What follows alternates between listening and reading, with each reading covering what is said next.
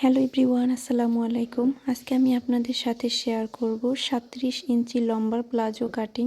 তো ভিডিওটি না টেনে সাথেই থাকুন। আজকের এই প্লাজোটি কাটিং করার জন্য এখানে আমি একটি কাপড় 4টি ভাঁজে ভাঁজ করে নিয়েছি। তো এটা কিন্তু একটা 3 পিসের সেলোয়ার। তো এই যে এখান থেকে আমি কোমর থেকে ধরে লম্বার মাপ নিলাম 37 ইঞ্চি পরিমাণ।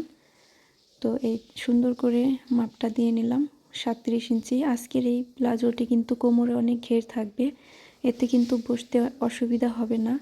তো ওই যে উপর থেকে প্রথমে একটা মাপ দিয়ে দেখলাম। তো উপর থেকে প্রথমে আমি রাবার ভাঙার জন্য 2 ইঞ্চি এক্সট্রা নিয়ে নিলাম সেলাইয়ের জন্য, রাবার ভাঙার জন্য। তো কোমরের মাপ নেব, সব কিছু আপনাদের সাথে শেয়ার করব।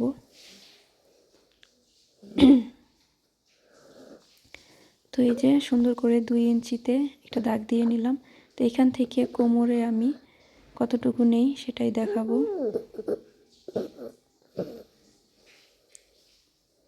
সমান করে দাগ দিয়ে নিলাম। তো কোমরে আমি এখান থেকে 16 ইঞ্চিতে একটা দাগ দিলাম। এটা হলো কোমরের মাপ। তো এই যে নিচ থেকে ধরে আবার হাইয়ের মাপ নিলাম 14 ইঞ্চি পরিমাণ। রাবার ভাঙার জন্য যে দাগ দিয়েছি সেখান থেকে ধরে 14 ইঞ্চিতে একটা দাগ দিলাম। তো নিচে আবার আমি এখানে 2 ইঞ্চি একটু ওই যে বাড়তি নিলাম। এই তো দেখেন এখানে 16, আর এই যে হাইয়ের একদম নিচে 2 ইঞ্চি বাড়তি নিয়ে এভাবে একটা রাউন্ড শেপ করে দিয়েছি।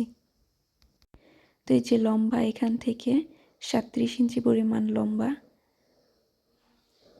আছে। তো আমি চিকন করে একটা সেলাই দিব নিচে।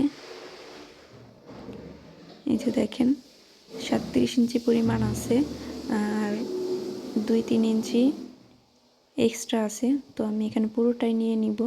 তো এখান থেকে আমি ঘেরের মাপটা নিব পায়ের মুহুরিতে 12 ইঞ্চি পরিমাণ, সেলাই সহ 12 ইঞ্চি পরিমাণ নিয়ে নিব।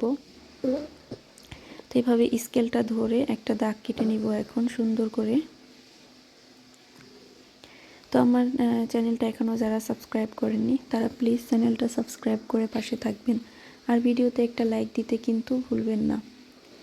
তো এই তো দেখেন প্লাজোটা কিন্তু আমার প্রায় আর্ট করা শেষ, এখন কাটিং করলে কিন্তু হয়ে যাবে। তো এখন আস্তে আস্তে করে আমি কাটিং করে নিব।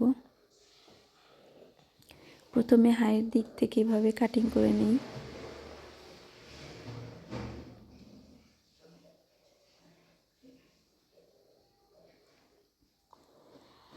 তো এই প্লাজোটির সেলাইয়ের ভিডিও দেখতে চাইলে অবশ্যই কমেন্টে জানাতে পারেন। এই তো দেখেন আমার প্লাজোটি কাটিং করা শেষ।